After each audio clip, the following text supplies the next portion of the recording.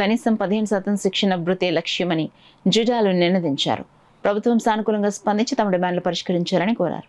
తమ డిమాండ్లు పరిష్కరించాలని కోరుతూ జుడాలు ఫ్లాష్ మార్చ్ చేపట్టారు.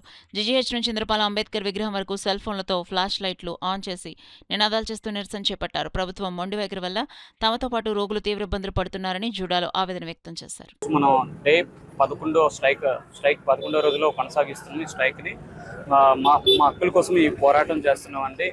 మేము కిందటి జీవోలో ఉన్నట్టు ప్రకారంగానే మేము స్టైఫండ్ హైక్ అడుగుతున్నాం. మేమేం ఎక్కువ అడగట్లేదు. నార్మల్గా ఇన్ఫ్లేషన్ రేట్ చూసుకున్న ప్రతి సంవత్సరం ఆంధ్రప్రదేశ్లో ఇన్ఫ్లేషన్ రేట్ 5 to 6% ఉంటుందండి. ఇన్ఫ్లేషన్ రేట్స్ అంటే మనం ఈ సంవత్సరం మీ అందరికీ అర్థమయ్యేటట్టు చెప్పాలంటే ఈ సంవత్సరం నువ్వు 100 రూపాయలు వస్తువు కొంటే వచ్చే సంవత్సరం ఆ వస్తువు కాస్ట్ 106 రూపాయలు అవుతుందండి. అంటే 6% పెరుగుతుంది ప్రతి సంవత్సరం. అలాంటిది ఇన్ఫ్లేషన్ రేటే 6% ఉంటే స్టైఫండ్ హైక్ 3% అనడం చాలా దురదృష్టకరం అండి. చాలా బాధాకరమైన విషయం. గవర్నమెంట్కి తెలుసు ఇన్ఫ్లేషన్ రేట్స్ 5 to 6% ఉంటుందని తెలిసి అయినా సరే 3% అనడం చాలా ఇన్సల్ట్లా ఫీల్ అవుతున్నాం. మేము మెడికల్ ఫెటర్నిటీ అంతా అలాగే ఫీల్ అవుతున్నాం అండి. మీ జూనియర్ డాక్టర్స్ అందరం అదే ఫీల్ అవుతున్నాం. మీ 15% వచ్చేంత వరకు మాత్రం ఈ పోరాటం కొనసాగిస్తూనే ఉంటాం. అది ఎన్ని రోజులైనా సరే ఈ పోరాటం సాగిస్తూనే ఉంటామండి. మా హక్కుల కోసం ఈ పోరాటం చేస్తున్నాం. మా కష్టార్జితంకి మేము స్టైఫండ్ హైక్ అడుగుతున్నాం తప్ప మేమేమి ఎక్స్ట్రాగా ఏమి అడగట్లేదండి. అది కిందటి జీవోల ప్రకారంగానే అడుగుతున్నాం.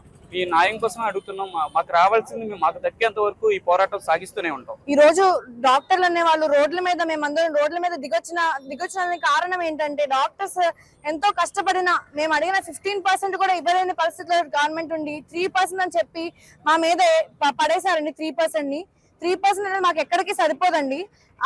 3% మాకేమో 3% పీజీస్ కి, సూపర్ స్పెషాలిటీ ఎస్ఆర్స్ కి 3% ఇచ్చి, ఇంటర్న్స్ కి 5% ఇచ్చి అది సరిపోపెట్టుకోమంటే మాకు ఎలా అవుతుందండి?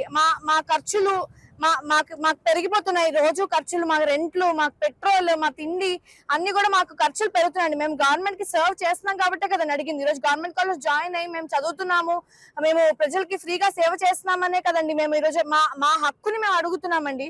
మా హక్కు మాకు వచ్చే వరకు అయితే ఈ పోరాటం అనేది ఆగదండి. మా 15% మేము వచ్చే వరకు మేమైతే ఆపమండి. Will be like other states will be going for 1,30,000, 1,40,000. At the time, Andhra Pradesh will be having a stipend of only 70,000, 75,000, maximum 80,000. That will be gap of 1 lakh between the Andhra Pradesh and other states. Literally, people have to move out of the state, which will make them feel that we'll be immigrants. People of Andhra Pradesh will be immigrants later. All other people will stop taking seats of Andhra Pradesh. There will be no more doctors to serve in Andhra. That will be a situation.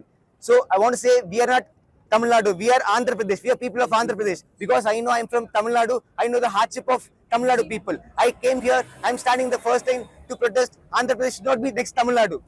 And even with this, today morning we have donated blood. Around 35 to 40 people donated blood. And even we donating blood. Even we are in the streets in the evening protesting for our community. With this say, I want every student to come forward to save their future. We don't have to be a next Tamil Nadu. We have to be Andhra Pradesh.